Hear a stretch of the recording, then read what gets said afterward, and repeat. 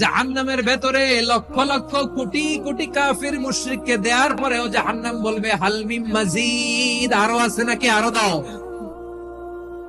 কোটি কোটি কাফেরের দল, মুশরিকের দল, সীমা লঙ্ঘনকারী দল, তাদেরকে যখন জাহান্নামে ফেলা হবে, বড় বড় পাথর খণ্ড জাহান্নামে ফেলা হবে, তারপরও জাহান্নাম বলবে হাল মিন মাজিদ, আরো আছে নাকি, দাও, আরো দাও, আরো দাও। আমার ক্ষুধা নিবারণ হয় নাই। জাহান্নামে তো উত্তপ্ত হবে, জ্বলন্ত হবে, ভয়ঙ্কর হবে। জাহান্নামের এক অংশ আরেক অংশকে খেয়ে ফেলবে। আল্লাহু আকবার। ফেরেশতারাও টালমাটাল হয়ে যাবে। জাহান্নামের রক্ষী ফেরেশতারা কি করবে তারা নিজেরাও বুঝতে পারবে না।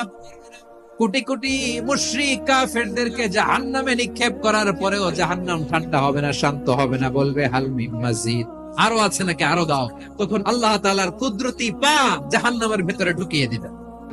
কোনো কিছুতেই যখন জাহান্নামকে শান্ত করা যায় না, আল্লাহ তাআলা তার কুদরতি পা জাহান্নামে ঢুকিয়ে দিবেন। দেওয়ার সাথে সাথে জাহান্নাম থেকে আওয়াজ আসবে, কত কত বিইজ্জাতিকা ওয়া বিকারামিকা, আল্লাহ আপনার ইজ্জতের কসম, যথেষ্ট হয়েছে, এনাফ এনাফ, আর লাগবে না। সুবহানাল্লাহ বল।